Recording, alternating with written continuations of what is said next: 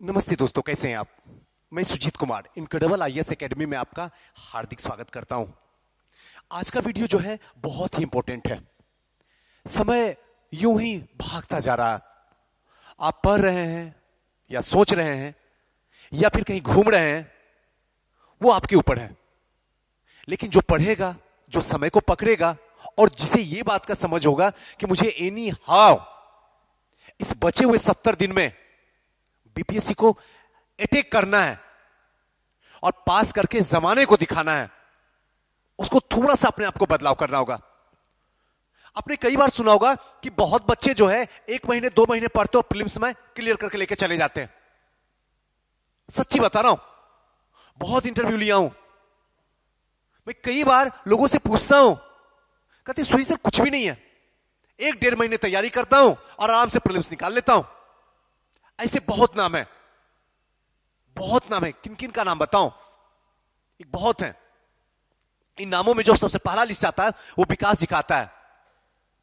पहले आरओ थे और अभी वो डीएसपी बन गए हैं। आज तक कभी पास फेल किए ही नहीं है। जिस एग्जाम में बैठते हैं हमेशा उनका निकलता है। या फिर आकाश जी को ले लीजिए, चाहे कोई भी एग्जाम हो, इंडिया के किसी भी एग्जाम, कोई भी पीसीएस हो चाहे यूपीएससी हो, कभी इनसे रुकता ही नहीं है। तो क्या इनकी जानने की जरूरत है ना कि आखिर ये कर क्या रहे हैं? इनका सीधा सा एक फंडा होता है, लिमिटेड पढ़ो और अनलिमिटेड नंबर लाओ। और ये जो अनलिमिटेड नंबर है ये कट ऑफ है। कट ऑफ क्रॉस करवा दो। आयोग 130 नंबर भी देता है तो इनका 132 नंबर रहता है। आयोग 108 नंबर दिया है, इनका 122 नंबर था। सच बता रहा हूं। और यही एटीट्यूड आपके अंदर होना चाहिए। चाहे जिसको जो बोल रहा कट ऑफ इतना जाएगा, ऐसे जाएगा, वैसे जाएगा, बेवकूफ बनाने दो। आप बस एग्जामिनेशन हॉल में बैठने से पहले अपने दिमाग को यह बता दो, अगर कट ऑफ 140 भी जाएगा ना, आपका 142 रहेगा। जिसको जो उखाड़ना उखाड़ के दिखा दे। लेकिन यहां तो दुर्भाग्य है कि शतक ठोकते ठोकते हालत खराब हो जाती है। सच बात यही है, नहीं हो पाता है। ऐसे कंडीशन में कुछ ऐसे टॉपिक हैं, अगर उसको आज से 1 महीने सिर्फ 30 दिन आपको मेरे साथ देना होगा। आज 14 नवंबर है, बाल दिवस है। हमारी दुआ हमेशा आपके साथ में है, दिल से। जो जहां भी है सबके लिए खुदा, वाहिगुरु, जीसस, अल्लाह या कृष्ण करे हमेशा आपको वो चीज मिले जिसको आप डिजर्व करते हैं। दिल से दुआ है। और मुझे पूरा भरोसा है हमारी दुआ बेकार नहीं जाएगी, क्योंकि आप मेहनत पे यकीन करते हो, लक पे नहीं। तो जरूर कामयाब होंगे, आप भी, हम भी, और ये हमारा राज्य भी। हम सबको एक साथ चलना है। तो चलिए थोड़ा देखते हैं कि आखिर वो कौन कौन सी टॉपिक है। कई बार है, अक्सर मैंने सिर्फ हिस्ट्री बता के छोड़ दिया था, आज ओवरऑल करवाते हैं। कैसे 120 को क्रॉस किया जा सकता है? क्या पॉसिबल है? इस दुनिया में सब कुछ संभव है। सब कुछ जो आप सोच भी नहीं सकते हैं वो भी संभव है, बशर्ते एक बार अंदर जलने के लिए तैयार होइए, चलने के लिए तैयार होइए। चलिए आते हैं, थोड़ा सा सब्जेक्ट की ओर एक नजर डालते हैं। हिस्ट्री, यहां से एवरेज मान के चलिए 35 क्वेश्चन एवरेज, और ऐसे 30 से कम का तो संभावना ही नहीं है। दूसरा करंट अफेयर, जो दूसरा सबसे इंपॉर्टेंट पार्ट है, 30 प्लस ही रहेगा।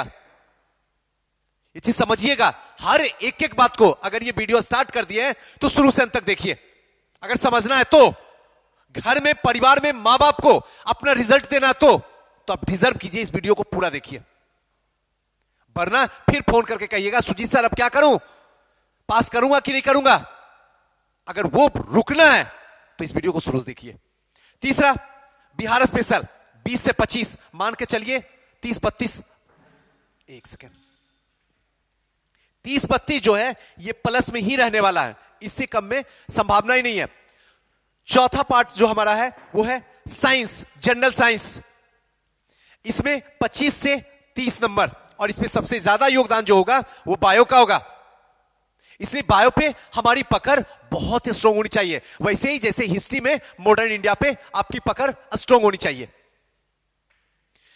नेक्स्ट जो है पॉलिटी 10 से 12 नंबर का रहेगा, और फिर टोटल अगर देखा जाए तो 108 से 130 तक इसका टोटल अगर चाहें तो आप यहां तक ला सकते हैं नंबर, और इतना आप डिजर्व करते हैं, आसानी से यहां तक आ जाएगा। यानी अगर इतना पढ़ते हैं तो 108 प्लस आना तय है। लेकिन जो भी पढ़ते हैं एक चीज ध्यान रखिएगा, उस चैप्टर में अगर आयोग क्वेश्चन उठाए तो जमाने में किसी का गलत हो सकता है, आपका नहीं, तब कामयाब होइएगा, अदरवाइज संभव नहीं। आज से अभी से इस 20 को अंदर डाल लीजिए कि हम जो पढ़ रहे हैं उसमें हमारी गलती नहीं होगी। चलिए आते हैं सबसे पहले स्टार्टिंग आधुनिक भारत से। आधुनिक भारत में कौन कौन से टॉपिक पढ़ना है तो बहुत सारा, लेकिन किस पे ज्यादा फोकस रखना है उसको मैं बता रहा हूं। उसके बाद सेकेंडरी में उनको रखिएगा जो इसके बाद रहेगा, फर्स्ट में वही रखना है। फर्स्ट में देखिए सबसे पहले जो है आप, इसको रखिए, ब्रिटिश आर्थिक नीति को, ये इंपॉर्टेंट है। बाकी ये दो उतना इंपॉर्टेंट नहीं है, क्वेश्चन तो पूछा जा सकता है, इस पे ज्यादा नजर आपकी रखनी चाहिए। दूसरा जो है किसान और जनजातीय विद्रोह, इस पे पूरी तरीके से पकड़ होनी चाहिए। अगर देखिएगा तो 66 में 1 है, 65 में 1 है, 64 में 5 है, 63 में 1 भी नहीं है, 62वीं में 2 है, 56वीं से 59वीं में 0 है, 55वीं से 53वीं में 0 है, टोटल 2 है। अगर एवरेज देखा जाए तो, अगर उस हिसाब से देखा जाए तो ये भी इंपॉर्टेंट है। 1857 को अगर देखें तो ये उतना ज्यादा नहीं है, ज्यादा समय देना बेवकूफी है। और खास करके सिर्फ आप कुंवर सिंह के बारे में थोड़ा सा समझ लीजिए तो सफिशिएंट है, उससे ज्यादा इसमें दिमाग नहीं लगाना। धर्म सुधार आंदोलन, ये बड़ा इंपॉर्टेंट है। अगर एवरेज देखिए तो 8 क्वेश्चन यहां से पूछा जाता है, चाहे वो राजा राम मोहन राय की बात हो, ईश्वर चंद्र विद्यासागर की बात हो, स्वामी विवेकानंद की बात हो, दयानंद सरस्वती की बात हो, इसको थोड़ा सा समझना है। इसलिए थोड़ा ध्यान रखिएगा। धर्म सुधार आंदोलन, जो बात बोल रहा हूं आप बैठिए, क्लिक कीजिए अपने बुक में या जिसमें भी है, इस पर नजर होनी चाहिए। उसके बाद यहां के बाद जो है स्वतंत्रता संघर्ष के प्रथम चरण जो है उसको थोड़ा सा देख लीजिए। अगर कहा जाए तो गांधी युग को उठा के पी जाइए। गांधी युग को, एक तो गांधी युग स्टार्टिंग 1917 चंपारण से लेके भारत छोड़ो आंदोलन तक एकदम उठा के पी जाइए एक। लेकिन उससे पीछे एक और है, 1885 में कांग्रेस की स्थापना हुई है। कांग्रेस की स्थापना से लेके स्वदेशी आंदोलन तक 1905 तक उठाकर रगड़ जाइए, सवाल नहीं उठता कि गलत हो जाएगा आपका। 20 से 22 क्वेश्चन रहता है, ऐसा नहीं है कि आपका गलत हो जाएगा। अगर ऐसे चलिएगा तो बाकी आपकी इच्छा है। गांधी युग पे कोई भी रिस्क मत खेलिए, उठा के पी जाइए, चाट जाइए कि अगर क्वेश्चन यहां से आएगा गांधी युग से तो आपका गलत नहीं होना चाहिए। अगर पढ़ना तो ऐसे ही पढ़िए। बाकी आपको बता दिया हूं, उसके बाद सेकेंडरी। अगर पीडीएफ चाहिए तो नीचे में टेलीग्राम का लिंक दिया हुआ, वहां पीडीएफ शेयर कर दूंगा, वहां से ले लीजिएगा। चलिए नेक्स्ट प्राचीन में आते हैं। प्राचीन दूसरा इंपॉर्टेंट पार्ट हो जाता है इतिहास का, जहां से 4 से 5 प्रश्न हमेशा बनते हैं। इसमें कौन कौन से पार्ट्स हैं जो इंपॉर्टेंट है, जिसको समझा जा सकता है। हड़प्पा को थोड़ा सा पढ़ लीजिए, लेकिन वैदिक को मत पढ़िए, उस पर समय मत दीजिए, अभी हड़प्पा पे समय दीजिए। इसके साथ साथ अगर चाहते हैं तो धार्मिक आंदोलन पे थोड़ा सा नजर रखिए, जिसमें बौद्ध और जैन। महाजनपद उतना इंपॉर्टेंट नहीं, 3 महाजनपद जो है बिहार वाला, थोड़ा सा एक नजर मार लीजिए, काम खत्म। बौद्ध जैन पे ध्यान रखिए। उसके बाद मौर्य कला पे थोड़ा सा ध्यान रखना। मौर्य कला के बाद गुप्त कला पे, बाकी पे एक नजर भी नहीं रखना, बस सफिशिएंट है। 4-5 चैप्टर जो है एक नजर से देख लीजिए, उसके बाद एक्स्ट्रा कुछ नहीं करना।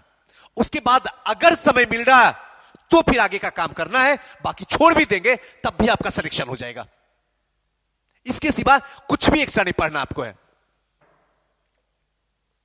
अगर इस 70 दिन स्ट्रेस फ्री रहना है तो, और अपने घर में रिजल्ट देना है तो, चलिए मध्यकालीन भारत, इतिहास के तीसरे खंड में चलते हैं। मध्यकालीन भारत में क्या पढ़ना, इसमें सबसे इंपॉर्टेंट तो है दिल्ली सल्तनत। दिल्ली सल्तनत पे थोड़ा सा बारीकी से परख रखिएगा इसको भी। इसके साथ साथ में मुगल काल, मुगल काल में 2-3 जो है इंपॉर्टेंट है, उसको रखनी है। ऐसे दिल्ली सल्तनत भी देखिए तो दिल्ली सल्तनत बहुत बड़ा है, कुतुबुद्दीन ऐबक से लेके लास्ट तक जाते जाते बहुत बड़ा हो जाता है। उसमें इंपॉर्टेंट क्या है? एक तो इल्तुतमिश को ध्यान रखिएगा, कुतुबुद्दीन ऐबक का स्टार्टिंग है तो उसको थोड़ा सा ध्यान रखिएगा, रजिया सुल्तान है उसको ध्यान रखिएगा, एमबीटी है उसको ध्यान रखिएगा, मोहम्मद बिन तुगलक है उसको ध्यान रखिएगा, कुछ इनकी आर्थिक नीतियां जो है इस पे नजर रखिएगा, हल्का सा बस एक नजर मार लीजिए, उससे ज्यादा मत कीजिएगा, क्योंकि यहां से 2 से 3 नंबर का क्वेश्चन रहता है, ज्यादा दिमाग लगाने की जरूरत नहीं है। और हां, एक तो भूल ही गया, जहां हमेशा पूछता है क्वेश्चन पूछता है बलबन, लौह रक्त की नीति हमेशा क्वेश्चन पूछता है, बलबन को तो भला भूल ही नहीं सकते आप। मुगल काल, वैसे ही मुगल काल में क्या क्या पढ़ना है, तो मुगल काल में स्टार्टिंग जो हो रहा है बाबर से, थोड़ा सा बाबर वाला हल्का सा एक झलक देख लीजिए, अकबर देख लीजिए, और हां औरंगजेब देख लीजिए, इसके बीच में नहीं कोई खास नहीं है, बस इतना सफिशिएंट है। ये पहले राउंड में देखिए, और अगर समय मिले तब फिर आगे का राउंड में देख लीजिएगा। ये आपका कंप्लीट हो गया, ज्यादा कुछ भी नहीं करना है। कोई विजयनगर बहमनी साम्राज्य देखने की जरूरत नहीं है, समय नहीं है आपके पास में इतना, क्योंकि अभी आपके पास में लिमिटेड टाइम है, और लिमिटेड टाइम में कट ऑफ को क्रॉस करवाना है तो आपको लिमिटेड ही पढ़ना पड़ेगा, तभी अनलिमिटेड नंबर आएगा। आइए, मध्यकालीन के बाद दूसरा हमारा खंड आता है समसामयिकी, करंट अफेयर। और करंट अफेयर दोनों भारत का भी और बिहार का भी, यह सबसे बड़ी समस्या बच्चों को क्रिएट करता है कि करंट अफेयर का कोई दायरा नहीं है। सुजीत सर, साल भर पढ़ूं, 6 महीने वाला पढ़ूं, 2 साल वाला पढ़ूं, और अगर पढ़ भी लेता हूं तो दिमाग इतना कंसंट्रेट नहीं है कि 2 साल का डाटा, साल भर का डाटा, 6 महीने का डाटा ऑब्जर्व कर सके। ऐसे कंडीशन में क्या किया जाए? ऐसे कंडीशन में सीधा सा मतलब है, जितना भी है पूरे साल भर में जो हमेशा चर्चा करा, कोई भी मैगजीन, कोई भी, जरूरी नहीं है कि जो पॉपुलर है उसी को खरीदा जाए। यह बेवकूफी कभी मत करना, कभी मत करना। हमेशा उस मैगजीन को उठाने की कोशिश करो, डिसाइड करो जो आपके एग्जाम ओरिएंटेड मैगजीन बना हुआ है, जो बेहतरीन। मार्केट में बहुत सारी बुक है, नो डाउट है, लेकिन हमारी भी 20 तारीख को मैगजीन अपडेट हो रही है, मार्केट में आ रही है। 20 तारीख के बाद मार्केट में आ जाएगी समसामयिकी का, आप वहां से परचेज कर लीजिएगा। चाहे जितना भी मैगजीन है, सबका गुरु लेके आ रहा हूं, सबका। आप जितना भी देखें सब देख लीजिए, 3-4 तो बच्चे रखते हैं मैगजीन, उन सबका कंपाइल करके एक में रखा हो, इतनी बेहतरीन कि एकदम और एग्जाम ओरिएंटेड। अगर इसमें तो इसमें, नहीं तो फिर उसमें कहीं से भी नहीं। पूरे अच्छे तरीके से कंपाइल कर रहा हूं, मोस्ट प्रोबेबली 20 तारीख तक आपके हर एक शहर में पहुंच जाएगा। आइए देखते हैं इसमें पढ़ना कौन कौन सा पार्ट है। अगर कोई भी मैगजीन अब तक आप खरीद लिए हैं तो 20 तारीख समय है, वेट तो कर नहीं सकते, लेकिन जो भी है मैगजीन आपको उसमें देखना क्या, सबसे पहले खेलकूद। खेलकूद में एक चीज ध्यान हमेशा रखना है कि आप क्रिकेट वाला पोर्शन पे ज्यादा समय मत दीजिएगा, ध्यान रखिएगा, ये चीज ध्यान रखिएगा। बाकी जो भी है, लॉन्ग टेनिस है, टेबल टेनिस है, हॉकी है, बैडमिंटन है, इस सब ने हमारे देश का नाम रोशन किया है, इन सब के खिलाड़ी। तो थोड़ा सा इसको ध्यान रखना है, एकदम लिमिटेड पढ़िए, सोच के पढ़िए, ताकि आराम से क्रैक कर दिया जाए। क्रिकेट मत देखिए, क्रिकेट बच्चा बच्चा जानता है, आयोग को पता है, बिहार में और हिंदुस्तान में, इसलिए वहां पे ध्यान रखिएगा। व्यक्तित्व, वैसा व्यक्तित्व जिसने समाज को परिवर्तन कर दिया, लोगों की सोच को परिवर्तन कर दिया, पर्यावरण को परिवर्तन कर दिया। अगर ऐसे कोई व्यक्तित्व है तो वो सबसे चर्चा का विषय है, और खास करके इसमें अगर महिला है तो उठा के पी जाइए, क्योंकि क्वेश्चन वही से राइज होने वाला है। 2014 के बाद महिलाओं का जमाना आ गया था, और अच्छी बात है, मुझे भी बड़ी गर्व होता है, अच्छी बात है। तो ऐसे कंडीशन में जहां भी महिला दिखे उठा के पी ले, क्योंकि ये वीडियो महिलाएं भी देख रही हैं, वो भी ध्यान रखेंगे, उनको भी उठा के पीना है। तो इसको थोड़ा सा व्यक्तित्व में ध्यान रखना, और ऐसा व्यक्तित्व जिनको भारत रत्न मिला हुआ है, नोबेल प्राइज मिला हुआ है, या फिर पद्म विभूषण मिला हुआ है, ठीक है ना, तो इन सब पे थोड़ा सा गहरी नजर रखिएगा। और स्पेशली जो बिहार में है, जिनको पद्मश्री मिला बिहार के, थोड़ा सा उनका नाम जाने या ना जाने, उनका क्षेत्र जरूर जान जाइएगा। नाम पूछे या ना पूछे, नाम चर्चा में है, नाम नहीं भी पूछ सकता, क्षेत्र जरूर आयोग पूछेगा। ध्यान रखिएगा किस काम के लिए उनको दिया जा रहा है, ये चीज जरूर ध्यान रखिएगा। अरे ऐसा पढ़िए ना कमाल का हो जाए, टाइम पास करने वाला मत पढ़िए, और जरूरत से ज्यादा उठा के मत पढ़िए, क्योंकि अनपढ़ होगा तो वो सारा का सारा डाटा जो है एग्जामिनेशन हॉल में कंफ्यूजन के साथ निकलेगा, और वो आप बर्बाद हो जाइएगा। बाकी सोचना आपको है। सम्मेलन और अभ्यास, सम्मेलन और अभ्यास बहुत सारा हुआ है, आप पागल हो जाइएगा पढ़ के। इतनी सारी ग्रंथ, इतनी सारी मैगजीन है, भर भर के पेज देता है। ऐसे सम्मेलन में आपको ध्यान यह रखना है कि भारत के साथ रिलेशन सबसे बेहतरीन किसका है, पहला चूज ये करना है। दूसरा चूज करना है कि भारत के पड़ोसी कौन कौन है और क्या क्या अभ्यास हुआ है, उन सबको थोड़ा सा देखना है। और तीसरा जो सम्मेलन है, खास करके अगर देखा जाए तो नेचर से रिलेटेड, अर्थ से रिलेटेड, पर्यावरण से रिलेटेड, इन सबको थोड़ा सा देखना है। वाटर से रिलेटेड, इन सब का सम्मेलन पे थोड़ा सा गहरी नजर रखना है। क्यों, कब, कैसे, आखिर चर्चा में क्यों आया, काम खत्म। इससे ज्यादा कुछ दिमाग मत दीजिए, वरना पढ़ते पढ़ते समय चला जाएगा, रिजल्ट आपके पास कभी नहीं भटकेगा। चलिए, पुरस्कार। पुरस्कार में वही, आज फिल्म फेयर मत पढ़िएगा, आपसे कभी नहीं पूछेगा, लेकिन राष्ट्रीय पुरस्कार जरूर पूछेगा। दादा साहब फाल्के किनको मिला है, ये पूछ सकता है। कौन सी मूवी को कौन से डायरेक्टर हैं, मूवी का थीम क्या था, ये सब चीज को थोड़ा सा गहराई से पकड़िए। क्योंकि जिनका 60 दिन 70 दिन में सिलेक्शन होता है ना, एकदम लिमिटेड पढ़ते हैं, ओरिएंटेड पढ़ते हैं, आयोग का दिमाग वाला कहानी पढ़ते हैं, और वहीं से रिजल्ट निकाल के आयोग को तमाचा मारते हैं। फिर से आ रहा हूं इंटरव्यू में, रोक सकते हो तो रोक के दिखा दो। पिछले 2 बार से पहुंच रहा हूं, तीसरा वेटिंग लाइन में खड़ा हूं, जब बैठूंगा तब रिजल्ट दूंगा। और ये एटीट्यूड है ना, मजा आता, तब लगता असली में जिंदगी जीने का मजा। खैर, आइए थोड़ा सा राष्ट्रीय परिदृश्य देख लीजिएगा, इसमें थोड़ा सा अंतरराष्ट्रीय पे नजर रख लीजिएगा, और अंतरराष्ट्रीय में ध्यान रखिएगा। और जब राष्ट्रीय पढ़ रहे हैं तो ध्यान रखिएगा, बिहार को जो भी, जैसे बिहार के जो आसपास में पड़ोसी राज्य हैं, जैसे उत्तर प्रदेश हुए, उधर नेपाल अंतरराष्ट्रीय बॉर्डर क्रॉस करा, उसको देख लीजिए, झारखंड को देख लीजिए, पश्चिम बंगाल को देख लीजिए, इन सबको थोड़ी थोड़ी गहरी गहरी नजर में देखिएगा। और अंतरराष्ट्रीय में जो भी पड़ोसी हैं उनका और जिनके रिलेशन हमारे साथ में, वो थोड़ा सा देख लीजिएगा। बिहार विशेष में भी थोड़ा सा देख लीजिएगा, कौन कौन इंपॉर्टेंट है उसको समझ लीजिएगा। विविध में थोड़ा सा ध्यान रखिएगा, ये सब लेके हम आपके पास में आएंगे, थोड़ा सा टाइम दीजिए, थोड़ा सा बिजी हूं, व्यस्त हूं, लेकिन आएंगे जरूर। गणित में 10 क्वेश्चन होता है, कभी भी होशियार, इंटेलिजेंट और इंजीनियर बनने की कोशिश मत कीजिएगा, कभी मत कीजिएगा। हम भुक्तभोगी हुए हैं, आप मत भोगिएगा, क्योंकि एक बार एग्जाम जाता है तो 365 दिन की कुर्बानी देनी पड़ती है। मैथ्स हमेशा अंतिम में बनाना आपको, चाहे कितना भी आप इंटेलिजेंट क्यों ना हो।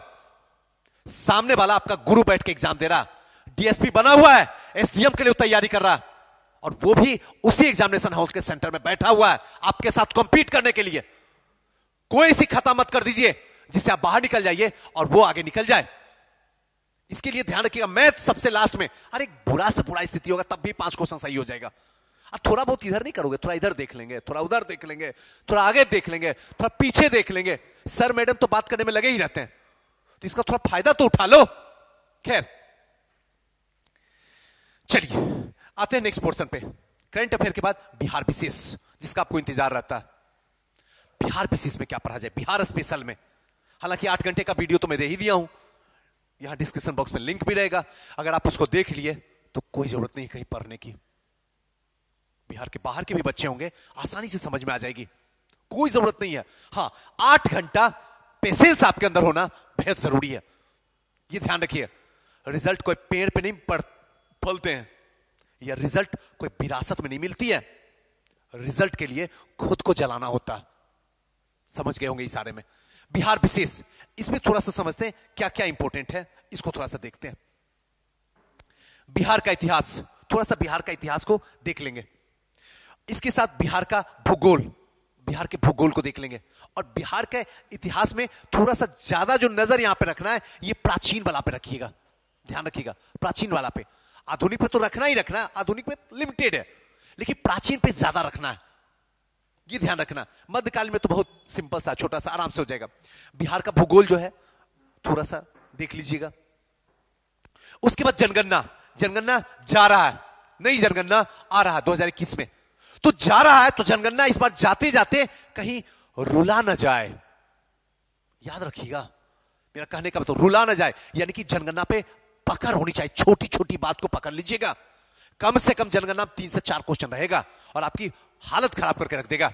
ऐसा ऐसा क्वेश्चन कि आपको तो दिन में भी तारे दिखेंगे, इसलिए इस पे पूरी नजर रख लीजिएगा, जहां से मिले उठा के पी लीजिए। बिहार सब समाज की रहेगा, थोड़ा सा देख लीजिएगा। आर्थिक सर्वेक्षण और बजट, ये दोनों देखने में बड़ा होता है, बच्चे इसको छोड़ के जाते हैं, लेकिन ऐसी खता आप मत कीजिएगा। थोड़ा थोड़ा अंतिम टाइम में ही देखें, देख जरूर लीजिए, कम से कम नजर से एक दो बार तो गुजार दीजिए, ताकि यहां पे कंफ्यूजन ना रहे और आसानी से 2-3 नंबर लाया जा सके। जिनका 107 नंबर आया था वो प्रीलिम्स पढ़ रहे हैं, जिनका 108 नंबर आया था वो मेंस लिख रहे हैं, और जिनका 0 नंबर आया था वो भी प्रीलिम्स पास कर रहे हैं, प्रीलिम्स की तैयारी कर रहे हैं। एक नंबर भी अगर कम आएगा तो आपको आयोग मेंस लिखने नहीं देगा। इतना बड़ा खतरनाक आदमी है। तो कम से कम कट ऑफ तो 2 नंबर ज्यादा करके रखिए, जो भी कट ऑफ रखे उससे 2 नंबर, और इसके सिवा ज्यादा कुछ नहीं करना। आइए नेक्स्ट चलते हैं। जीव विज्ञान, ये वाला पोर्शन भी बड़ी खतरनाक है कि बायोलॉजी तो समझ में नहीं आती है। जो साइंस वाले होते हैं उनके तो बल्ले बल्ले हो जाते हैं, जो कॉमर्स बैकग्राउंड के होते हैं, जो आर्ट्स बैकग्राउंड के होते हैं, उनकी तो हालत खराब हो जाती है। जैसे बायोलॉजी जीव विज्ञान सुनते हैं उनकी पूरी धड़कन हिल जाती है, और इसी की वजह से साइंस वो लिए नहीं थे ग्रेजुएशन में, और फिर से वही वाली बायोलॉजी पढ़ने की बात आ रही। तो घबराइए नहीं, टेंशन मत लीजिए, आयोग बेवकूफ नहीं है। आयोग हमेशा बीच का रास्ता देखता है। जो बायोलॉजी पढ़ के भी आया ना, जो एमबीबीएस करके भी आया ना, उसको भी यहां पढ़ना है, और वही चीज पढ़ना है, उतनी मेहनत करना है जितनी मेहनत आपको करना है। चाहे कितना भी कोई हिस्ट्री पढ़ ले आर्ट्स का स्टूडेंट, लेकिन उसको प्रीलिम्स अलग तरीके से पढ़ना होगा, रटना ही होगा, वहां कोई उपाय नहीं है। फिर चाहे वो नए बच्चे हो, चाहे साइंस के बच्चे हो, या फिर कॉमर्स के बच्चे हो, आके वो करेंगे ही। हमेशा बीच का रास्ता देता है, चाहे बायोलॉजी हो चाहे हिस्ट्री का हो। अगर हिस्ट्री में ज्यादा हार्ड क्वेश्चन देगा तो साइंस वाले बच्चे बाहर निकल जाएंगे, और बायोलॉजी में ज्यादा हार्ड क्वेश्चन देगा तो फिर यहां से आर्ट्स वाले बच्चे बाहर निकल जाएंगे। क्या आयोग ऐसा करेगा खता? आपको लगता है? यही तो सबसे बड़ा पॉजिटिव है, वो हमेशा बेसिक क्वेश्चन आपसे पूछेगा, आता हुआ क्वेश्चन, आसपास में दिखता हुआ क्वेश्चन पूछेगा और आपको गिरा देगा। आइए इसमें पढ़ा किस में जाए सबसे ज्यादा? तो सबसे पहला और इंपॉर्टेंट जो बात है वो ध्यान रखिएगा, आपको जंतु एवं पादप का वर्गीकरण एकदम ध्यान से पढ़ लीजिएगा, पहला वाला। दूसरा जो है वो आपका पोषक, विटामिन, खनिज। तीसरा जो है रोग। आपको एक मजेदार बात बताऊं बायोलॉजी पढ़ने का, व्यक्ति कैसे जन्म लेता है पता होना चाहिए आपको, पौधा कैसे जन्म लेता है पता होना चाहिए। व्यक्ति और पौधा दोनों को लेके चलिएगा। जब व्यक्ति जन्म लेता है तो धीरे धीरे बढ़ता है, कैसे बढ़ता है पता कीजिए।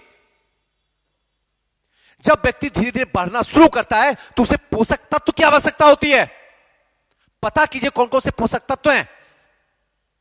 और जैसे जैसे आगे बढ़ना शुरू करता है, बीमारियां भी पेड़ और व्यक्ति में लगना शुरू होता है, दोनों की बात कर रहा हूं। अब वो बीमारियां याद रखिए, कौन कौन सी बीमारी है, कैसे दूर होगी। धीरे धीरे व्यक्ति बढ़ते बढ़ते वयस्क तक पहुंचता है, फिर शादियां होती है, पता कीजिए प्रोटेक्शन कैसे होता है, कैसे बच्चे हो रहे हैं। बस ये चीज को पकड़िए, मजा आएगा पढ़ने बायोलॉजी। और फिर फाइनली जो है धीरे धीरे धीरे धीरे हार्मोन्स, एंजाइम जो बिगड़े, हल्का सा समझ लीजिए, काम खत्म है। और है क्या बायोलॉजी? 3-4 पार्ट को बस ध्यान रखिए। जन्म कैसे हुआ है पहला पोर्शन ये याद रखिए, कैसे वृद्धि हो रहा है वो याद रखिए, धीरे धीरे कौन से पोषक तत्व की जरूरत है, क्योंकि खाना तो चाहिए वृद्धि होने के लिए, वो पता कर लीजिए। फिर रोग जो लगेगा उसके बारे में पता कर लीजिए, खेल खत्म कीजिए। नहीं है समय इतना, ज्यादा समय दिया जाए, और कोई एमबीबीएस करने हम थोड़ी आए यहां पर। बस आइए नेक्स्ट जो है भौतिकी, ये भी इंपॉर्टेंट है। हो सकता है कभी अगर बायोलॉजी में कम क्वेश्चन देने की कोशिश किया, आयोग का दिमाग लगा कि हर कोई बायोलॉजी रट रहा है, उठा के भौतिकी से ज्यादा क्वेश्चन दे देता है। इसलिए भौतिकी को भी यानी कि फिजिक्स को हल्के में नहीं लेना। इसमें जो इंपॉर्टेंट है वो है मात्रक एवं बीमा, इस पे नजर रखिएगा, सबसे पहला नजर। उसके बाद जो है आपको जो भी करना है कर लीजिएगा, लेकिन जो इंडिकेट कर रहा हूं उसमें आपको पारंगत होना, पंडित होना, एक भी क्वेश्चन गलत नहीं होने चाहिए। दूसरा जो है आपका गति में दिमाग नहीं लगाना, गति से क्वेश्चन नहीं पूछता है, इसलिए इसको हटा दीजिए गति को। उसके बाद सीधे उष्मा आ जाइए, हीट में आ जाइए। हीट इंपॉर्टेंट है, हीट को थोड़ा सा समझ लीजिए। हीट के बाद लाइट, प्रकाश है, प्रकाश को समझ लीजिए, और प्रकाश के साथ साथ में विद्युत। ये 4 को अगर पढ़ लिए तो कंप्लीट है, ज्यादा भौतिकी में फिजिक्स में समय नहीं देने का है। क्लियर? आइए नेक्स्ट चलते हैं, रसायन शास्त्र यानी कि केमिस्ट्री। केमिस्ट्री में जो सबसे इंपॉर्टेंट पार्ट है उसको समझिए। सबसे ज्यादा जो है रासायनिक यौगिक, इस पे ज्यादा नजर आपकी होनी चाहिए। रासायनिक यौगिक 2 से 3 क्वेश्चन रहेगा, ज्यादा नहीं रहेगा, ज्यादा दिमाग नहीं देना, इसलिए 2 से 3 क्वेश्चन रहेगा। तो 2 से 3 टॉपिक ये पढ़ेंगे, जितना क्वेश्चन उतना ही टॉपिक पढ़ना, ज्यादा दिमाग नहीं लगाना। तो ध्यान रखिएगा, थोड़ा सा रासायनिक यौगिक को पढ़ लीजिएगा। इसके साथ साथ थोड़ा सा धातु और अधातु, थोड़ा सा दोनों सा हल्का सा एक नजर दौड़ा लीजिएगा। और एक चैप्टर और ध्यान रखिएगा, पदार्थ की आवश्यकता, अवस्था, पदार्थ की अवस्था, उसको थोड़ा सा ध्यान रखिएगा। ज्यादा पढ़ने की जरूरत ही नहीं है, इतना पढ़ लिए आपका काम बन गया। अब इससे आगे पढ़ने की कोई जरूरत नहीं है। अगर इतना कर लेते हैं, हमें बस पास करना है, हमें विद्वान नहीं बनना जी, नहीं बनना।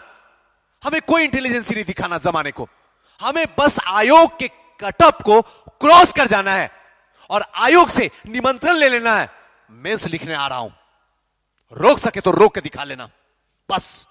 उससे ज्यादा दिमाग नहीं लगाना। आइए नेक्स्ट चलते हैं, अर्थव्यवस्था।